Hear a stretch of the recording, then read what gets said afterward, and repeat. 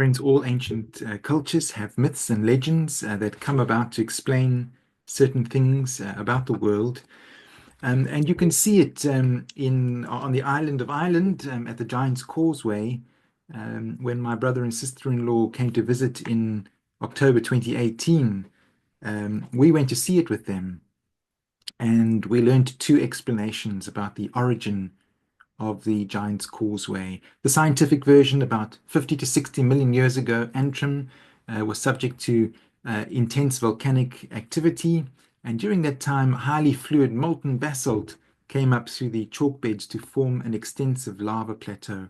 And as the lava cooled, it left pillar-like structures. Now, there's also a mythic or folk explanation in which the causeway is said to be the remains of a great bridge created by a giant, Finn McCool, that stretched from Ireland to Scotland when he was challenged to fight the Scottish giant Benadonner.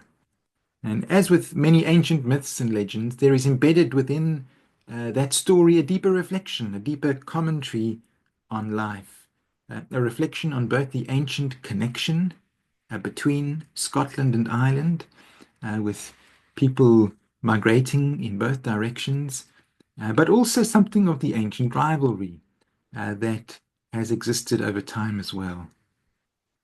In the Bible, you see a parallel phenomenon, especially in some of the Old Testament stories. For example, the story of the Tower of Babel, which we look at today. And in that story, you can almost hear the voice of a little child asking a grandparent, why do different people speak different languages? Why don't we all speak the same language? And in response, we hear an attentive grandparent begin to tell the story of the Tower of Babel, trying to put into words something that would satisfy the child's curiosity while also teaching some wider lessons of life. And the story itself is what I believe we should call a myth or a legend, but not in a negative sense. On the surface, the story may not be historically true, but when you begin to explore something of the inner meaning of the story, one discovers that there is hidden wisdom in the story that invites us to think more deeply about our own lives. It's a little bit like the parables of Jesus. Jesus' parables are fictional stories. None of them are historically true. But as parables, they contain a wisdom that invites the listener to think more deeply about the nature of the kingdom of God, which is the theme of most of Jesus's parables.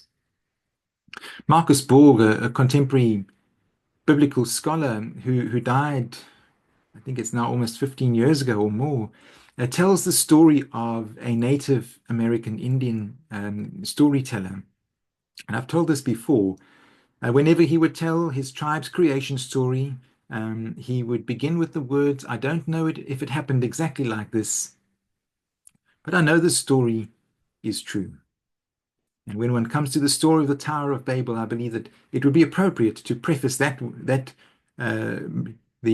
myth of the Tower of Babel with those same words. I don't know if it happened exactly like this, but I know the story is true. I know it's not historically true, but if we have ears to hear, we may hear a deeper wisdom, spiritual truth embedded within it. Rob Bell puts it another way. He says, a story like this is true not because it happened, but because it happens. It is reflective of our human experience. And in the story, we read that the whole world had one language, common speech. And as people moved eastward, they found a plain in Shinar and they settled there. And as the story goes, the plain of Shinar, well, one should say that the plain of Shinar is actually a reference to Babylonia. And so the origin of the story is probably from the time of the Jewish exile in Babylonia. Having settled in Shinar or Babylonia, we read that the people learned how to make bricks. That's how the story then unfolds. And they begin to make themselves a city. Next, they desire to build a tower that would reach towards the heavens. Because we read they wanted to make a name for themselves. The story continues saying that the Lord caught wind of their plans and so came down to see what they were up to and was clearly rather disturbed by it. Maybe if the people built a tower to the heavens, they might try and take heaven by force and usurp the power of God himself. And this is implied in verse 6, where the God voice suggests that nothing they plan to do will be impossible for them. And so in the story, the God character decides to intervene before it's too late, confusing their language and scattering them all over the earth. The actual Tower of Babel in the story is probably a reference to the ziggurats or pyramids of the Babylonian Empire. And the word Babel is a play on words. On the one hand, it carries overtones of the word Babylon. And so it would have been a kind of a Jewish Hebrew way of saying these people speak Babel. Um, it also carries overtones of the Hebrew word Balel, which means to be confused. For Hebrews listening to the Babylonian language, it would have been like saying, it's all Greek to me. It's all Babel or Balel to me. At one level, the story of the Tower of Babel reveals something of the Jewish prejudice against the Babylonians. And perhaps that is understandable when it was the Babylonians who had invaded Jerusalem and taken them off into exile. Underlying the story is the accusation that the Babylonians, with their impressive ziggurats, are in fact the people in rebellion against God, making a name for themselves, but not knowing or following the way of God. But if one reads beneath the prejudice, there is also commentary on human beings as a whole. We all, in our own way, want to make a name for ourselves. And sometimes that's not a bad thing. We all need to find our place in the world. But often the rush of pride goes to our heads and we begin to think we are God in the sense of being all powerful and in the process our pride brings division. The message of Jesus, in fact, is that we can become like God. In fact, in our essence, we are God, divine. We can share in God's nature as we do indeed, particularly as we grow in love, in humility, and in service. That is what God is really like. But many human beings are not interested in becoming like God in that way. For many of us, many human beings, they want to become God by seizing power through dominance and control, not through humble love and service. One just needs to contemplate the conflicts in the world at the moment.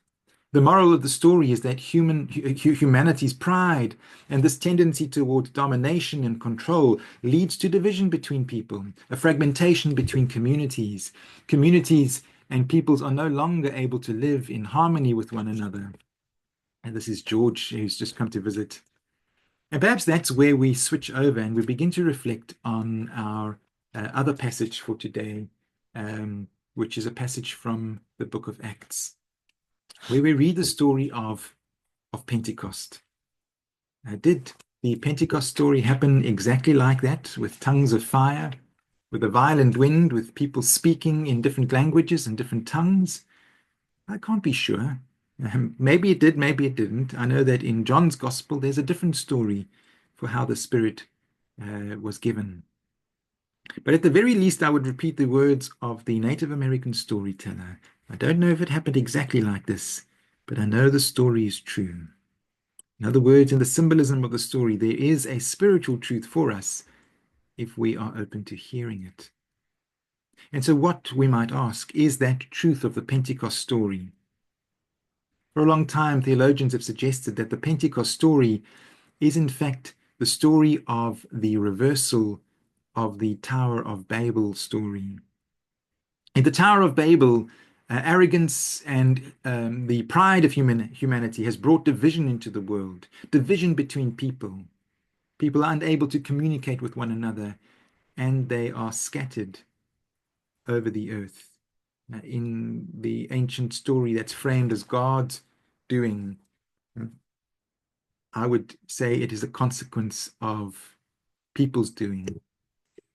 But in the Pentecost story, you have a movement in the opposite direction. People from all over the world have come together in Jerusalem, and through the gift of the Spirit, the former divisions caused by language are now overcome. The apostles, those who have been anointed with the gift of the Spirit, are able to communicate across the language barrier as they begin to speak in other languages as the Spirit enabled them to do.